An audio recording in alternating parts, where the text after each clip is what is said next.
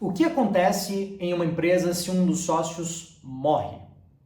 Aí o editor vai colocar uma música fúnebre aqui agora. Pam, pam, param, pam, pam. Tirando a brincadeira, a verdade é que boa parte das empresas no Brasil não estão prontas para situações como essa, onde um sócio vem a falecer, onde o sócio tem que sair por qualquer motivo, às vezes nem morre, mas sei lá, às vezes fica incapaz para trabalhar, acontece um acidente, ele fica incapaz para trabalhar.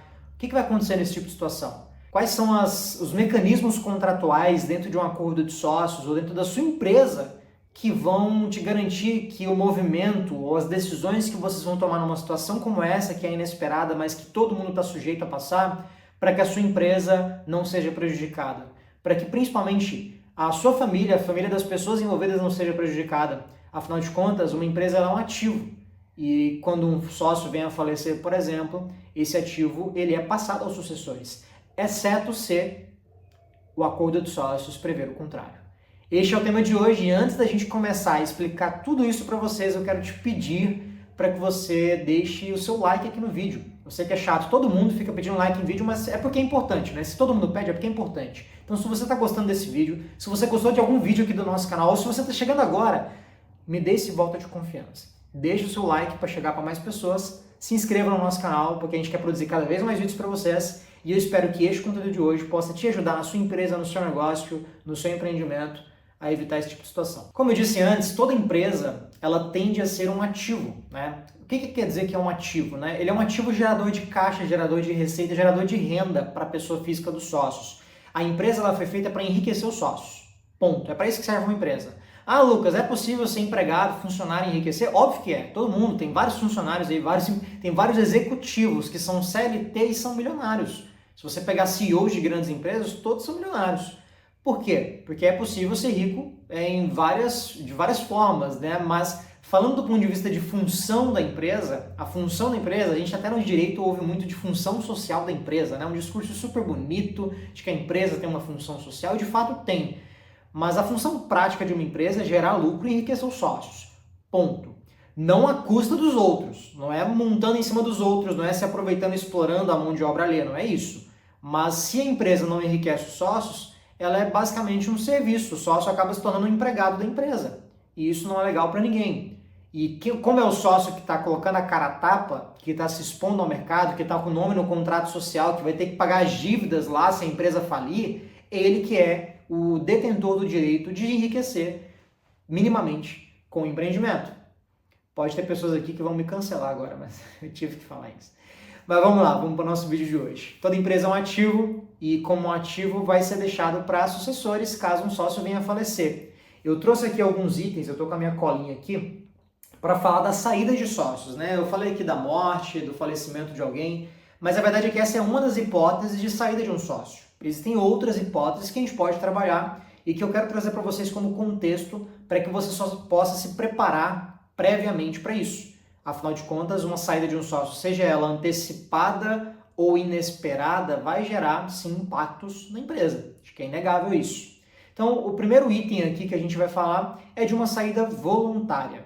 Imagina um sócio que está lá no empreendimento, está super envolvido, animado, empolgado, trabalhando duro para a empresa acontecer, mas de repente ele chega ali nos seus 45 anos e ele entra numa crise de meia-idade e ele de repente quer vender a empresa, quer sair da empresa para poder comprar uma moto e viajar o mundo. Ou porque ele quer dedicar mais tempo à família, ou porque essa pessoa, eu vou trazer aqui um caso de uma sócia mulher, né? Porque a gente fica falando aqui, é um péssimo costume, né? De usar exemplos masculinos, né? O gênero masculino. Mas vamos falar de mulheres aí que de repente pode acontecer, querem se dedicar à família, né? Querem deixar a empresa porque estão mais preocupadas de repente em seguir um hobby, ou de repente até começar um novo negócio. Isso acontece. As pessoas podem querer sair de uma empresa para começar um novo negócio. Não há problema nenhum nisso. Mas essa saída voluntária desse sócio precisa ter um arcabouço, né, uma estrutura prévia que comporte isso. Do contrário, vai gerar prejuízos para a empresa que fica. Vai gerar prejuízo para os demais sócios.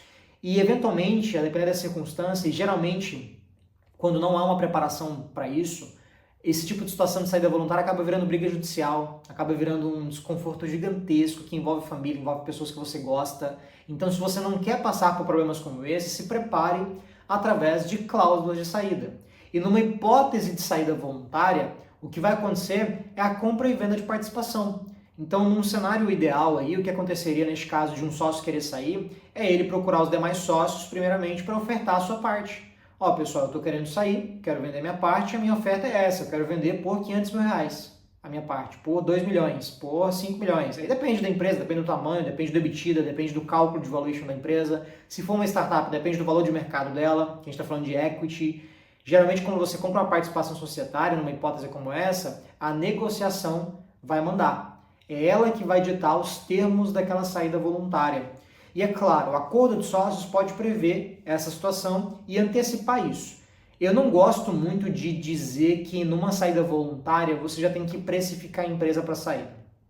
Então assim, no acordo de sócios você pode colocar que quando um sócio for sair voluntariamente, ele vai ganhar o equivalente a 3 vezes o EBITDA da empresa naquele ano, ou nos últimos 12 meses, sei lá.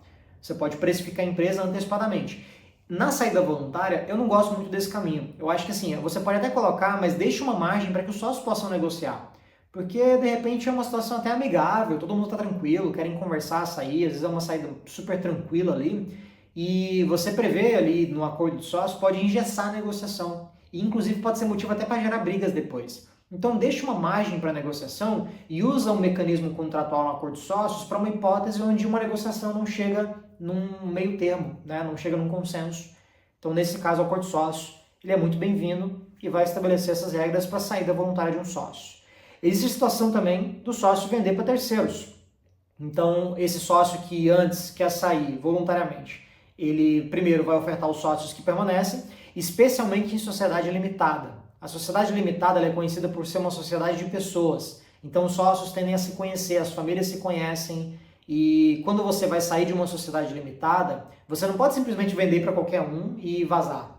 Primeira coisa, você tem que oferecer para os sócios que vão ficar, para os remanescentes. Caso eles não queiram comprar, você pode sim fazer uma oferta para fora, oferta para terceiros. Mas, numa sociedade limitada, os sócios que ficam têm que aprovar a entrada desse sócio.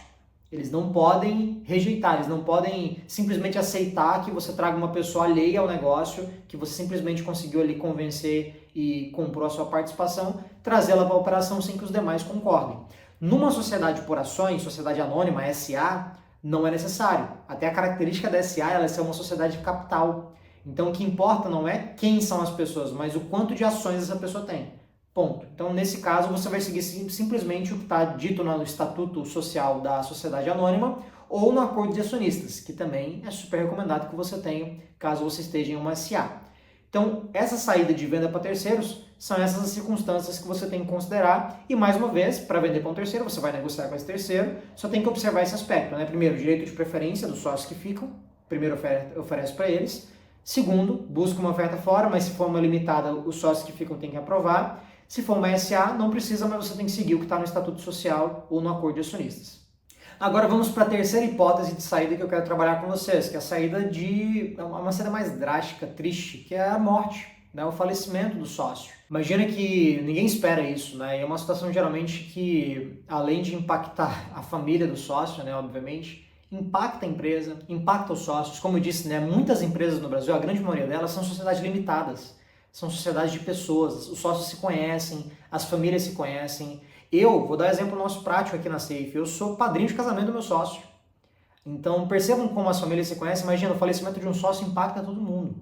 Se você não tiver mecanismos prévios no acordo de sócios que prevejam o que vai acontecer nesse tipo de situação, aquele momento que já é triste, que já é difícil para todo mundo, vai ficar mais difícil ainda. Porque aquelas pessoas não estão preparadas para aquilo. E aí, como envolve dinheiro, envolve grana, envolve sucessão, né? Se você não tem nada no acordo de sócios que diga o contrário, quando um sócio morre, aquilo que era dele passa a pertencer aos sucessores. Podem ser filhos, pode ser pai, pode ser mãe, pode ser a esposa, obviamente, ou o esposo, se a sócia for mulher. Então, essa hipótese de sucessão, ela geralmente gera tanto atrito, tanta dificuldade, porque aí você vai trazer pessoas que não têm nada a ver com o negócio, para discutir a respeito da empresa, a respeito do valor de mercado da empresa, a respeito do quanto aquilo que o sócio tinha em participação societária representa em liquidez, em dinheiro. Então a nossa recomendação nesse tipo de situação, especialmente para startups, se você está à frente de uma empresa de tecnologia ou de uma startup, isso tem que estar no teu acordo sócio. Caso um sócio venha a falecer, nessa hipótese, você precisa prever a liquidez ou a liquidação daquela participação societária do sócio que veio a falecer. Essa liquidação é literalmente fazer um cálculo de valor de mercado da empresa, e aí depende muito do que vai estar no acordo sócio também, que você pode prever o modo de cálculo ou pode deixar em aberto. Você pode contratar uma empresa, uma consultoria especializada para fazer o cálculo de valor da empresa. Você vai pegar a participação dele, se ele tinha lá 25% da empresa, o quanto aqueles 25% representam em grana, em dinheiro. Liquida tudo e aquilo pertence aos sucessores. Você não deve permitir, não é interessante para o negócio permitir que os sucessores assumam o lugar do sócio que faleceu. Não é interessante, especialmente em startups. Tá? Então não permitam que isso aconteça. Imagina trazer alguém que não tem nada a ver com o negócio, que não estava na operação, que muitas vezes não conhece a dinâmica da empresa, não conhece e muitas vezes vai ter direito de participação em virtude do volume de participação que tem, vai ter direito até a voto. Imagina trazer alguém que não tem nada a ver com o negócio para votar.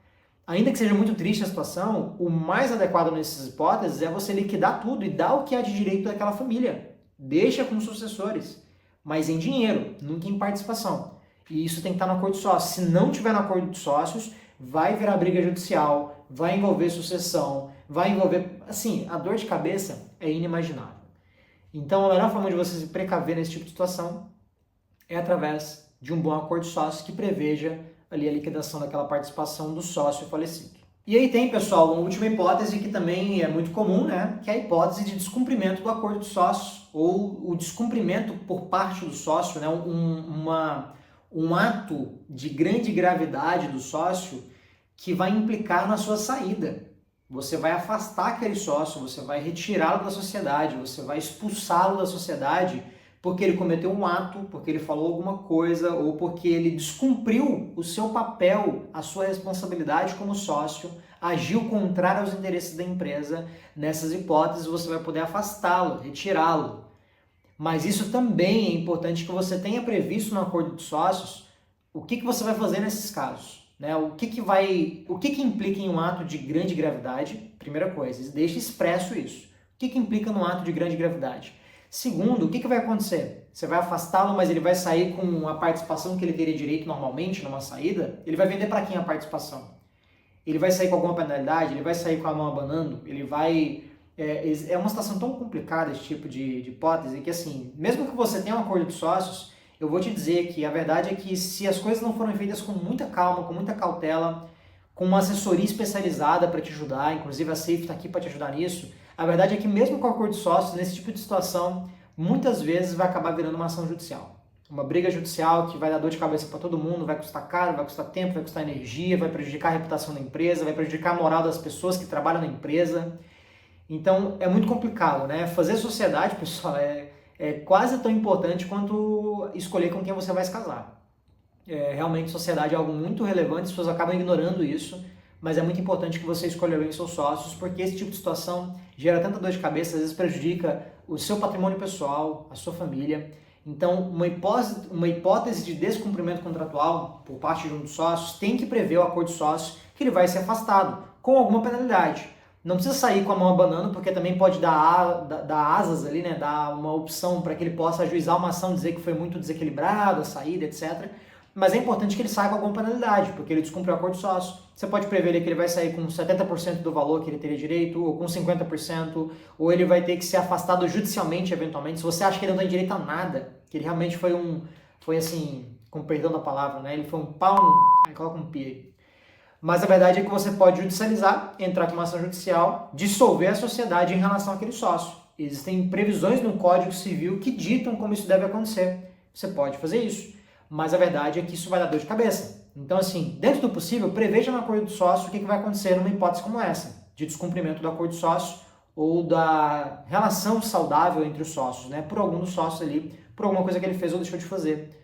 Então, ter isso previsto vai ser fundamental para você manter a longevidade da empresa e garantir que você tenha menos dor de cabeça. Saída de sócio sempre dá dor de cabeça. Tenha isso na tua mente. Mas é possível fazer isso de modo a mitigar, diminuir o impacto disso para a empresa. Então, em resumo, este é o nosso recado para vocês hoje. Espero que tenham gostado do nosso vídeo.